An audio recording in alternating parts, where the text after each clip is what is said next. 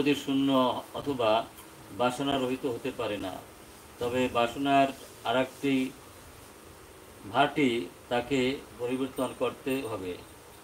জড়জাগতিক বাসনা শূন্য মানুষ অবশ্যই বোঝেন সে তার সব কিছুই শ্রীকৃষ্ণের, এবং সেই জন্য তিনি কোনো কিছুই উপরে মালিকানা দাবি করেন না। এই পারমার্থিক জ্ঞান আত্ম উপলব্ধির উপর প্রতিষ্ঠিত, অর্থাৎ তখন যথাযথভাবে বোঝা যায় যে চিন্ময় স্বরূপে প্রত্যেকটি জীবে শ্রীকৃষ্ণের নিত্য অবিচ্ছেদ্য অংশ, এবং তাই জীবের নিত্য স্থিতি কখনোই শ্রীকৃষ্ণের সমান বা তার থেকে বড় নয়। কৃষ্ণ ভাবনামৃতে এই উপলব্ধি প্রকৃত শান্তি লাভের মূল নীতি। এখানে কামনা বলতে হচ্ছে আত্মেন্দ্রিয় প্রীতিবাসা, তাকে বলি কাম। কৃষ্ণেন্দ্রিয় প্রীতিবাসা ধরে প্রেম নাম। যত না পর্যন্ত আমার কামনার সাগরে আমি হাবুডুবু খাবো, আনন্দের সাগরে কখনো আমি প্রবেশ করতে পারবো না। এখন এই কামনা শূন্য হওয়া তো কঠিন। এখানে প্রভুদেব বলছেন এই যে 5টা কর্মেন্দ্রিয়, 5টা জ্ঞানেন্দ্রিয়, মন বজ্ঞীয় অহংকার চিত্ত, এটা যদি দিয়ে ভগবানের সেবায় আমরা নিয়োজিত হতে পারি, তাই আস্তে আস্তে আমরা কামনা শূন্য হয়ে যেতে পারবো। এবং এখানে সমস্যাটা যেখান দিয়ে আরম্ভ হয় সেটা আমরা অনেক সময় বুঝি না। এই যে অর্জুন প্রথম অবস্থায় যুদ্ধ করতে চায় না, এর পিছনে কারণ ছিল ভাবছে ওই ঠাকুর দাদা, ওই হচ্ছে আমার বন্ধু, ওই আমার সাথে গুরুজন, ওই আমার সাথে গুরুদেব ইত্যাদি।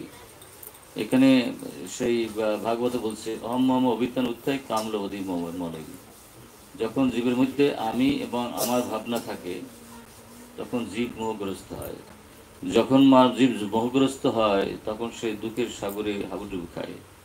সেই জন্য বলছে নির্মম, কিছুই আমার না। এই ভাবনাটু থাকলে জীবের কিন্তু শান্তি আসবে, নইলে শান্তি পাবে না জীব। বস্তুত অর্থে আমরা কিছু নিয়ে আসি না, এখান থেকে কিছু নিয়েও যাব না। 2 দিন স্বপ্নের রাজ্যে এসে আমি আমার ভাবের মধ্যে থাকি। যাহা শুরু হয়, যাহা শেষ হয়ে যায় তা তো স্বপ্ন। অথচ এই সাধারণ জিনিসগুলো আমরা বুঝি না কি কুটির মধ্যে একজন বোঝে কিনে সন্দেহ আছে, আর যদি কেউ বোঝেও মানে কিনে তার সন্দেহ আছে।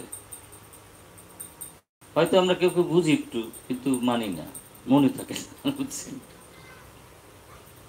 বলছে কি সুন্দর বলছে, বিথৎ অবিনেশয়ম, মানে এই কথা যদি আমি একা ভাবে আমি দেশার হয়ে যাই।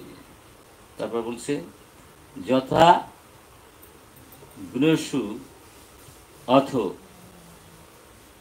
দৃক বচ। কথাটার মানে হচ্ছে এই যে আমরা এই যে গুণজাত, এই যে অনন্ত ব্রহ্মাণ্ড হচ্ছে গুণজাত, আমার দেহটা গুণজাত, 14 ভুবন গুণজাত, ব্রহ্মা গুণজাত, 33 কোটি দেবতা গুণজাত, 10 দিকপালক গুণজাত, সবাই আমরা গুণজাত। যারা আমরা গুণের মধ্যে আছি, সময় আমাদের একদিন শেষ করে দেবে।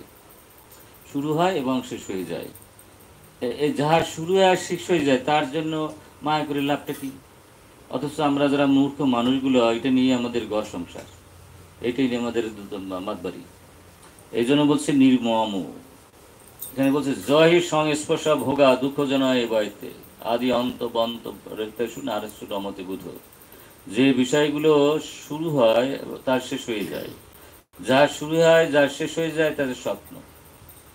হ্যাঁ, এই জন্য বলছে ওখানে বলছে যথা স্বপ্ন, এবং কি বলছে সর্বম ইন্দ্রিয়কম মৃষা।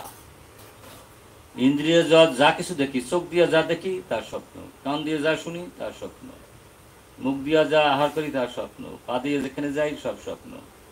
অথচ ওই 14 ইন্দ্রিয় দিয়া স্পর্শে যা আমরা যাই, যেখানে থাকি, সবগুলির স্বপ্ন। কিন্তু আমরা মূর্খ মানুষগুলো ওইটাকে বাস্তব ভাবি।